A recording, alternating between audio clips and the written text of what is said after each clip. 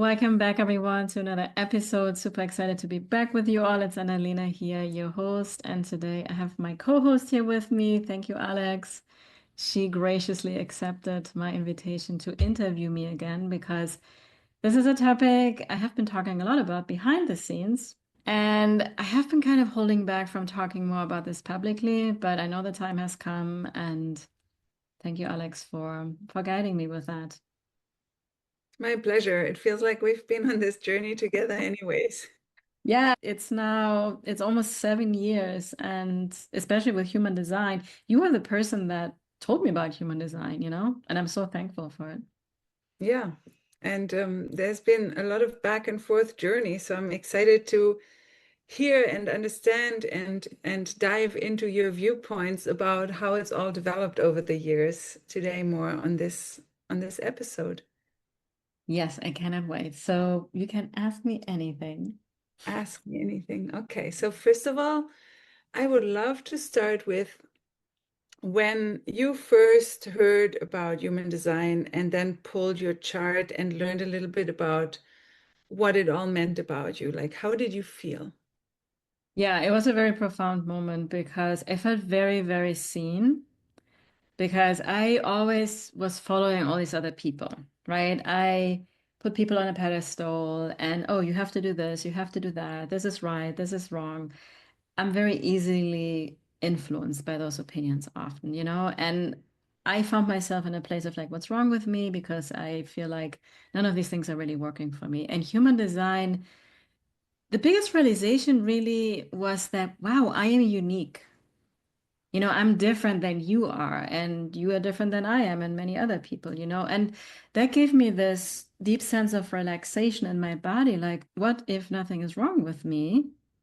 It's just that I'm not like other people. And yeah, this may work for another person, but I'm here to find my way, how I want to run my business, how I want to do marketing. And yes, of course, we learn certain things from people, and that has all its place. But the overall authority is me, that I get to listen to myself. And of course, there were also things like in my tropical human design, I'm a 2-4 manifesting generator. And at the time, it was exactly what I needed to hear, right? You're an introvert and also extrovert, but you really need to nurture the two line.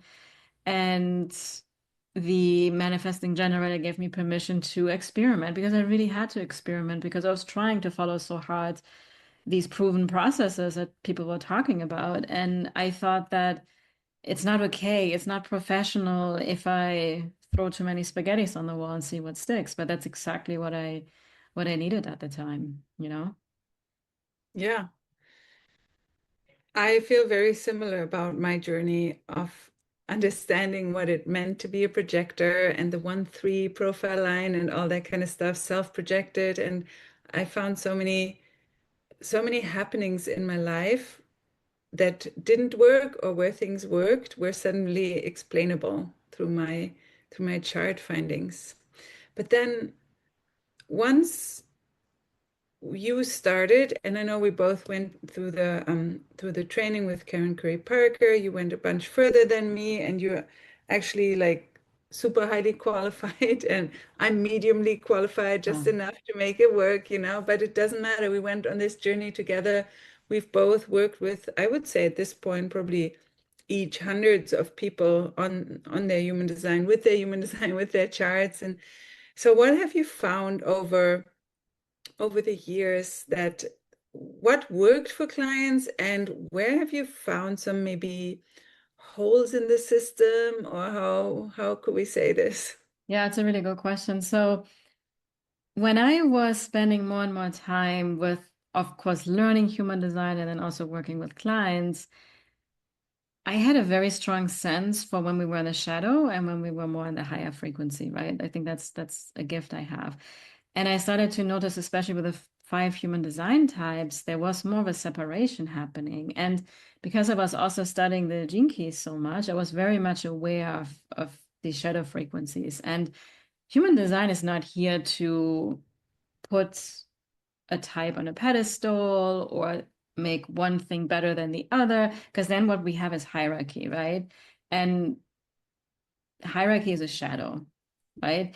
because everything is more about equality. We're the same. We are as valuable as everybody else in this world, right? It doesn't matter what profile line you have, what center you have defined or not, or what channel you have defined or not, or even what your job title is, none of it, nothing, right? We are all equal. And I did start to notice that when people allowed human design simply to reflect something back to them that they already felt was true about themselves deep within, so that they had the courage to fully be that, so they wouldn't keep playing small, they wouldn't keep holding back, then it was doing magic.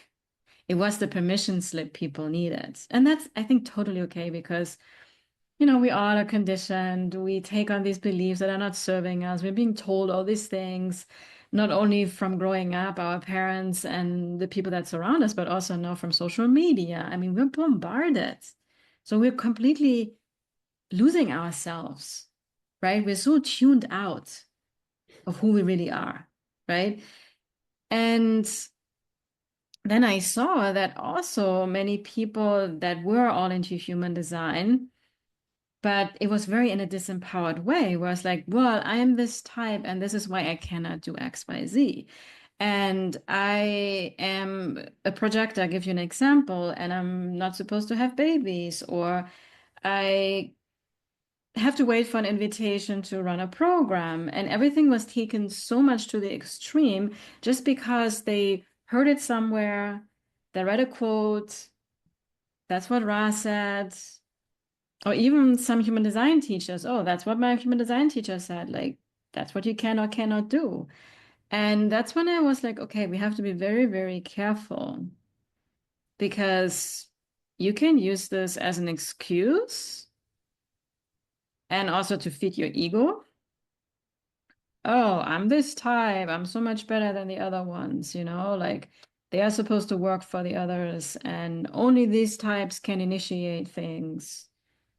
You have to wait and always wait and wait. So that really started to become very loud in my experience. And I think it was meant to come into my experience because I think I'm here to change that and have a voice about it and talk about it because as I started to talk more about it, like, hey, we need to see this a little bit more flexible. And I started to see it's more like archetypes.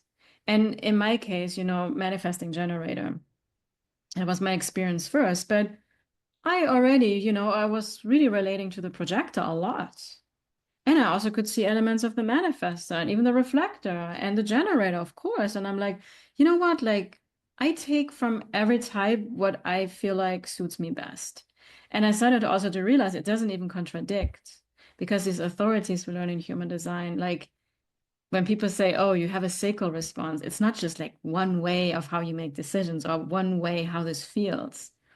There are other times where life is inviting you into something. It's just like a projector thing. And there are other times where I have to initiate, if I'm always in the waiting. So, and it was a very freeing experience for me. And I started to attract exactly those people into my business as well that also felt, well, yeah, there is a lot of actually limitation and dogmas going on in the human design space where people actually have these fights sometimes online about, yeah, but you got this wrong and we should do this and I cannot do this. And yeah, I was like, yeah, I have seen it. And that's not what I'm here doing. And I'm talking about it more and more because a lot of people really felt almost like, and I'm gonna really say the word, like I saw sometimes this is like a cult. And I saw some spaces with some coaches where I was in a Facebook group and I saw what was going on there. I was like, wow, this is bad. Where there's like somebody on a throne, like a king, has a system that has the answers to everything, and you better trust or believe everything that I'm saying. And everybody was like a helpless chicken running around. I was like, damn. Yeah, for real. No, no, I'm laughing because I had very similar experiences. I was part of a bunch of projector groups, and I'm no longer because I got kicked out of most of them Yeah, because you because they spoke were up, like, right? yeah, and I just had a different experience. And then people would tag like the host of the group and say, look what she said, and is this correct? And it was kind of like a little bit of like a police state. And it's like, have you even been in the how do they call it, in the experiment for 7 years? Because if you haven't, then you have nothing to say Yeah. here. And ultimately, I really got kicked out of those groups. And so then, you know this, but we founded our own less like dogma-free projector zone, called the Projector Purpose Playground. Mm. But even like comments like, "Are you even a projector?" and stuff like that, Mm. and we will reveal more secrets in just a few minutes here, but it just felt so offensive to me because even though I did not wait to be invited, but I also, in my astro chart, for example, I have a lot of initiating qualities, right? So, like you say, we all have all of the stuff. It's just like, what are the domineering archetypes, right? That we feel more make us, yeah, yeah, we're all the same. Nobody's better than the other, but we all have distinct flavors, right? So we're all a soup, but somebody's a Yeah. tomato soup, somebody's a potato soup, right? But we all have like liquids and potato. No. Anyways, now it's getting confusing. But what are actually some of the some of the myths around human design that you feel really passionate about debunking? So a really, really big one is that projectors are the guides of the future, and the generators are here to work for the projectors and be the worker bees. And yeah, you could argue because she's a generator and you're the projector, but it's just so disempowering for people. Or that generators can just work all the time, and we live in a generator society. I have worked with so many generators or people that relate to the generator archetype per their birth chart, and most of them are burned out, like that the sacral center, when it's defined, means you have energy all the time, and when it's undefined, you don't, and you cannot work. That doesn't mean what it means at all. Like, we are all here to trust our gut feeling, and there are other energy centers in the human design chart. The sacral center is just only one of the energy centers where there's an on and an off cycle. And it's taken to such an extreme level that I could no longer, like, I'm not going to entertain this anymore because I saw especially projectors so disempowered. I mean, to a way that to an extent that I was like very, very sad, was like, I don't want to use something to disempower people because my intention has always been the opposite. But, then I also realized that it's not human design. It could be religion, it could be the Enneagram, it could be some other kind of archetypes, and for any of this, there's always a shadow frequency and there's always a higher frequency. And we can use anything as a cult or like a tool to feed our ego, right? And also because there is money greed, one of the shadows of the 54th gene key, for example, right? Well, yeah, we can use a tool like human design. Like, look, I have all the answers. You better follow me and just pay me all the money. And you're going to attract people that don't trust themselves. They feel like somebody outside of themselves has the answers, but it could be something else than human design, right? But especially because there is this idea that human design tells you how to make decisions. I mean, that is a game changer because how do I make the right decision? You know? And that was a game changer for me as well. But you also have to understand that not every decision is the same and it depends on the context. Because ultimately, for me, it's not that every decision is this how my authority is described in the book per human design. It's a feeling in the body and it takes practice. And there are times where I make a decision just like that, which I would call splenic authority or sacral response. There are other times where I really have to wait a long time. and also with the emotional solar plexus, it's a complete myth that only people that have a defined solar plexus and hence emotional authority have to wait out their emotional wave to make big decisions. I have an undefined solar plexus in both of my charts, tropical and true sidereal.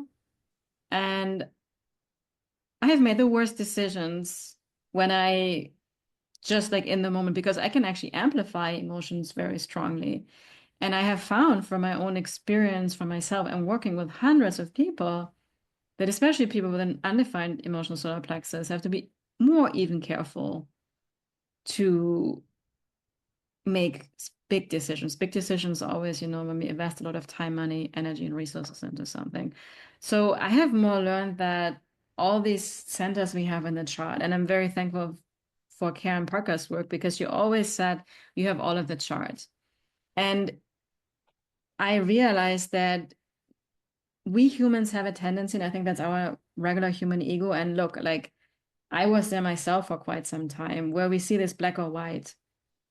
Like, oh, I have a defined sacral, you have all the energy. You have an undefined sacral, no energy. And we start to believe it, Yeah. right? And no, we all have a sacral center. Like now in the chakra system, you no longer like your sacral got like removed or what? No, that's not what it means. It's just like how you learn about the energy. That's always how I describe it, is a little bit different. But we all have access to this energy, and we are all here to become wise about using this energy for our highest good, to be in our personal power rather than being in our victim or shadow state, right? Yeah. And I love how you're phrasing this because in Kabbalah, how the sages actually share about it is, and not about human design, but about anything else other than your direct connection with the creator, you're making something else your God. And Mhm. that is bound to make you fail. That is bound to make you unhappy because you're never going to get from that thing exactly what you need. It's the same as if Yeah. you're trying to use ChatGPT to outsource your business ideas. Mm. Yes, ChatGPT has a lot of valuable prompts and let's call them ideas, right? Mm. But it's not your original creativity because Yeah. that's what you're here to express. You're not here to be faster about it, more efficient about your Mm. purpose by outsourcing it to another God, which might AI is trying to take that place. So we have to be very wise about, like you say, how we use all of these things, including religion and human design and astrology, right? Mm. But that all being said, and it sounds like a lot of human design has resonated with you over the years. You've studied it so far that you're actually not just for the first time now, but for the second or third time, even you're running a certification Mm. and taking people through your way of doing things. So, what kind of t-shirt are you actually wearing? Yeah, I'm wearing Aquarius, right? So, you still resonate with astrology and human design in some way. Well, yeah, I love it. I love all of it because I feel like I use it in a way to just confirm something that I already know about myself, to keep reminding me of my own power, right? And I don't see these things so much black and white anymore. Again, I can still fall into it. I'm a human. But, and going to this t-shirt, so according to tropical astrology, the newspaper says that I'm an Aquarius. Like that means when I was born, the sun was in Aquarius. That's what I always thought, and I got this shirt many years ago. And I learned as I was following my human design, my inner intuition, my inner knowing, my gut feeling, that there is something called true sidereal astrology. And that it's actually what's really up in the sky in the stars. And I always thought that's what astrology is. And I also know that human design is based on astrology calculations, but I didn't really look much into it. But somehow life led me onto this path. And When was when was the first time that you realized that there might be another calculation? I think it was Well, I knew it many, many years ago because Karen Parker even talked about it, but I wasn't even interested like 1%. I was just like, yeah, whatever, you know?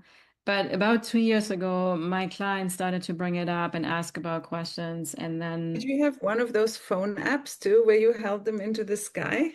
well, eventually, yes, I did that eventually after I then discovered true sidereal astrology and then learned then your human design chart calculations are also going to be different. And true sidereal astrology is basically what's straight up in the sky, which I always thought it was. But if I would have looked up in the sky and anybody else when I was born, the sun was in Capricorn, not in Aquarius, almost like 30-degree shift in the sky. And that's, I was like realizing, like, wow, we just believe things like that, right? Because that's what astrology says. That's what the newspaper says. That's what the media says. We don't like ask. And the founder of True Studio, Ethan Chimenti, obviously he had this moment himself, I think 12, 13 years ago, a long time ago, where one night there was a full moon. He looked up in the sky, and I think he said it was a full moon in Gemini. That's what they were saying. But when he looked up, he was like, uh, but that's in Taurus. Like, what the heck? You know? And I did the same. Like, when I learned about this, there are apps actually free on your phone. You can download them. They can show you what's happening in the sky. So when they say there's a full moon in Aquarius, look up in the sky. It's most likely in Capricorn. So even like all these things, we're like the transits, and this is the energy we're feeling. It's like we have to bend forward. And for me, it was this realization, well, maybe people are so unsettled and ungrounded and lost in their lives because also I think these celestial bodies really have an influence on us, and especially if we use them to be more in our power, but we use a twisted reality. Wow, I'm like, we get very easily influenced. And then I also realized, I mean, the same with human design, right? Like, we can over-identify with a chart and put the chart like a god on a pedestal. We're like, yeah, but my one line is telling me I cannot do this. And because I have this line, I shouldn't do this, like, or people feel actually almost like a victim because they have something in their chart that they perceive or they were being told is a bad thing or a good thing, you know? Just like when we were kids, we're being told certain things, we're very like susceptible to be programmed. And then we are humans now, but when you hear it over and over and over again, something about yourself, you start to believe it. And there are science projects out there where when we are being told something, even when you peek with a needle or something, and it's not your actual hand, but you think it's your hand, and it's just like a fake hand, but you think if you look at it and somebody pokes you with a little like needle, you feel like it hurts. Like I have seen some of those experiments on some YouTube videos, and I was like, yeah, we are so easily like influenced. And when the true sidereal came into my life, I mean, that was the first time ever that anything with astrology really resonated with me. Because yeah, human design had already resonated with me in tropical, but I also think because I took it in a much lighter way, I didn't see it that extreme, and I really had more passion for the 64 gates always from the very beginning. And since today, I mean, until today, this is my main thing. And then the gene keys, and in the gene keys, we no longer have the 5 human design types. Wonder why. I mean, Richard Rudd also was very deep into human design for a really long time. So, and he also makes the joke at the end of the gene keys, like, well, at the end of the day, like you're gonna realize all 64 gene keys apply to all of us. Like you said, yeah, I was a projector, but if you have gate 51 in your chart or gate 53, like, especially if it's in a prominent placement in your chart, like your sun or your earth, like, yeah, you're also gonna realize like that's the energy of a manifester, what they say is human design about, right? And so I see it very fluid. It's this and. The question is, are you in the shadow or are we more on the gift frequency? And it's an awareness tool for me, really nothing else. Like it gives me this awareness of like, oh, here I'm really operating from my fears. And in the gift frequency, I'm more operating from love and self-empowerment, right? I mean, love for others, for ourselves included. And there's nothing anymore where this system and Ra Uruhu, like we're not putting it anywhere higher. Because that's really the definition, I think, with a cult where we put somebody as a god, and that's not what any of this is meant. And it's also said in the Bible, right? With astrology and anything of these systems, we want to be very, very careful how we use it. We never want to use anything to make it a false god, you know? It's beautiful. And I remember also my favorite spiritual teacher, David Guillaume, saying Mm. that astrology is not something that we're meant to cling to so much. It's something that our personal journey is supposed to help us rise above so that we can be in the neutral, positive expression or gift expression of those archetypes, whether that's astrology or human design. Yeah, exactly. Like use it to empower you. And I have seen this for myself too with my human design chart. And I'm much more resonating with my true sidereal human design chart, but I can still work with a tropical. I don't see one as the condition one and one I that's doesn't land with me well, right? But I use it here and there. I look at it, but it's not this like, oh, I need to look at my chart to get all the answers, you know? Like you say, you kind of transcend it. Like once you trust yourself, you're really grounded in your body and fully present in the now. Like we don't need these tools anymore, if you ask me. We Yeah. were obviously given these tools, right? But I think first we have to go through ego death. And I also think that was the purpose of human design. And I'm so thankful for Ra. You know, like he had the courage. He was meant to bring it in a more provocative way into the world. I mean, his conscious sun in tropical is 51, which is a shocking energy and but also awakening energy. And we needed it. It was here to bring up all these shadows. And now also with astrology too, it's amazing actually that we have these two different ways of tropical astrology, which is like the sky, what it looked like over 2000 years ago, but it has shifted, you know, almost over like a whole sign in the sky. And that it gives us this realization of how easily we believe things and we place something outside of ourselves as an authority, as something that has the answers for us. Like, oh, but my astrology chart is saying this. And I have talked to people that are like, yeah, I have bought into the struggle. I have bought into my life has to be hard because that's what my chart says. And you could have them a different chart given, and somebody could have told you, oh, everything is going to be amazing. And that could have been the outcome, you know? So anything that you use, human design, gene keys, Kabbalah, there's so many self-development tools out there these days, probably hundreds or thousands.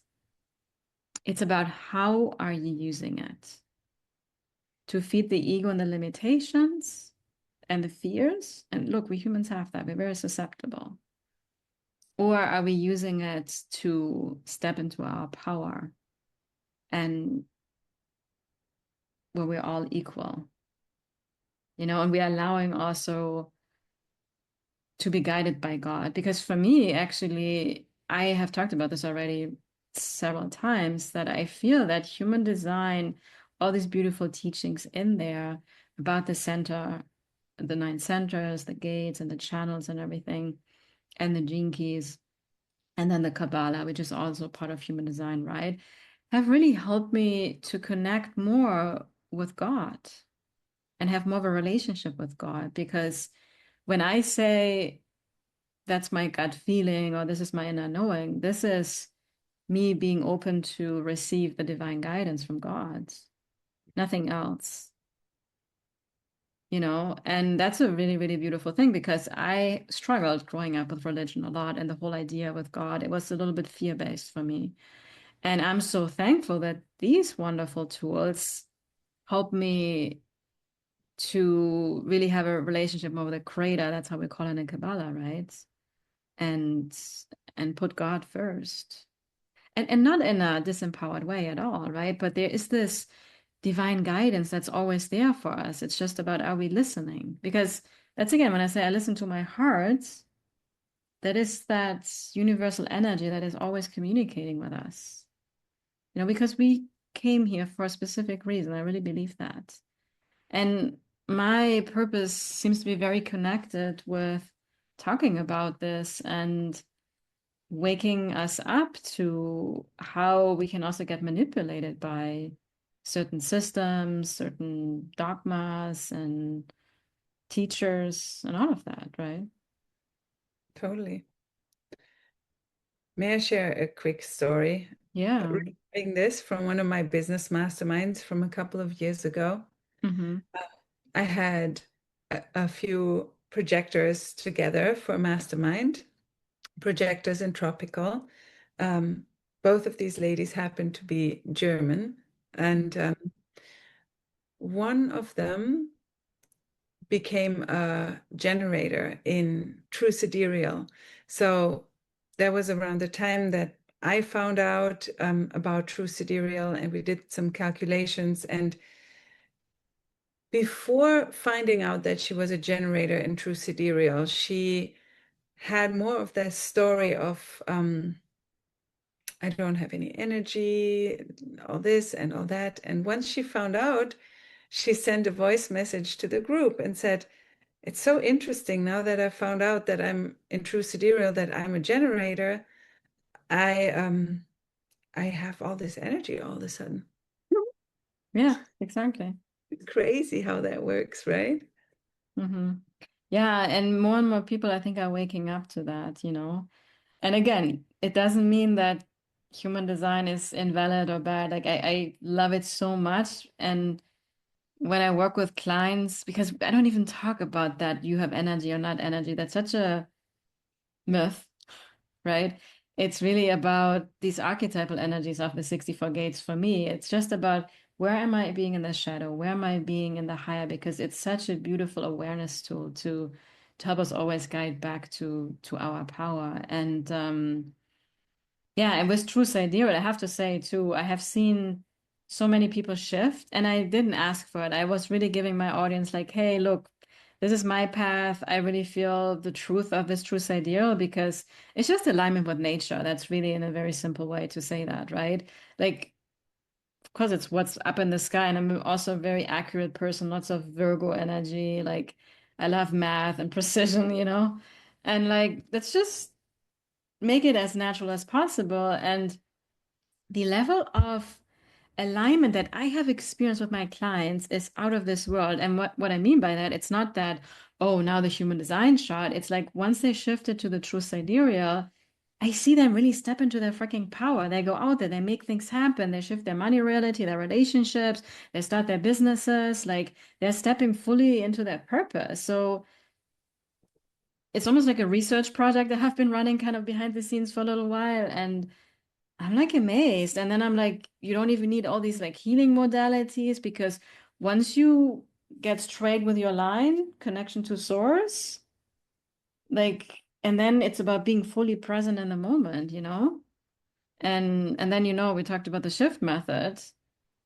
That gives us the awareness to shift any of our shadows into the higher frequency. And it's just like human design gives you awareness with that. So it's like it's a little bit of a magic sauce I find that I never thought existed, but it only came from a place of really seeing this system very flexible, very, very light, more as a guiding post rather than this prescriptive dogma, you know?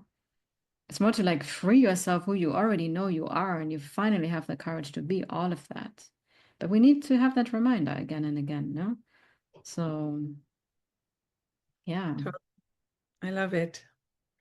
It's very empowering and feels empowering. And I know, well, you know, my reaction when I first found my true sidereal chart, I Yeah. sent you an immediate Voxer back and cried because I was like, this is everything that I've always been experiencing, not just parts of it.